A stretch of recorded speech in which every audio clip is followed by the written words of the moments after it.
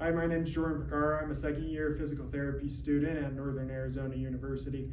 Today, me and Adam are going to be here to show you some of the different special tests of the shoulder, including impingement tests, rotator cuff tests, and biceps tendonitis tests. So to start, we're going to start with impingement, specifically the painful arc. So I'm going to have Adam here show this as I explain it. So he's going to have his arms to his side, and then he's just going to start abducting them, bring them right out to his side, all the way up to above his head, and then he'll go back down to his sides from there. So during this painful arc, the things you're looking for are going to be pain between 60 and 120 degrees. That's the major point when the shoulder would experience that impingement from either bony abnormalities or from soft tissue like bursa or muscle. The next one we'll go to is the Hawkins-Kennedy. So I'll have Adam sit down for this one.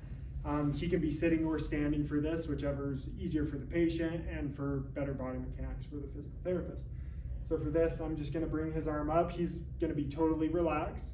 I'm going to bring arm up to about 90 degrees of flexion, and elbow's going to be at 90 degrees.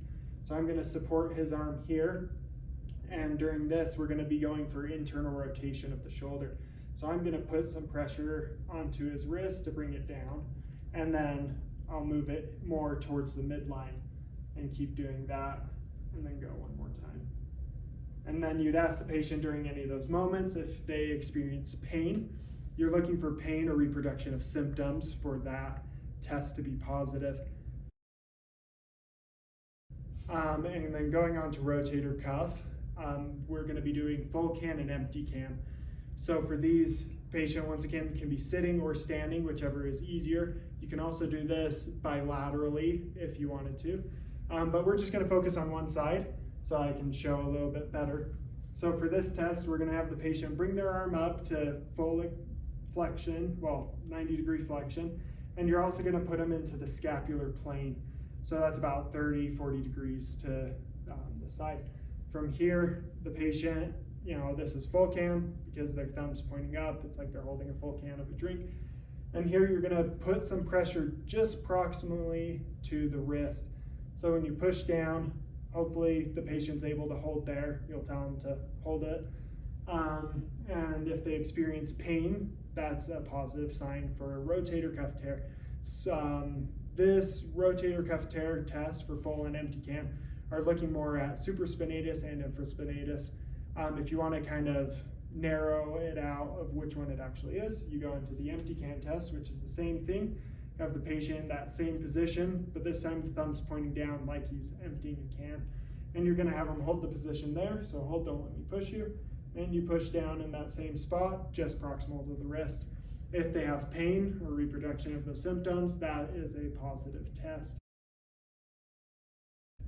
Finally, the last test that we'll go over is the biceps tendonitis Speeds test. So for Speeds test, you're going to have the patient, once again, sitting or standing, and this can be done bilaterally, but we'll do one side for this.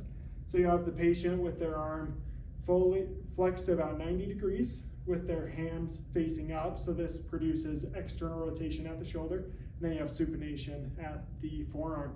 So once again, just like the empty and full can test, you're going to push down on the patient's arm and you're going to have them hold the position there. So hold that.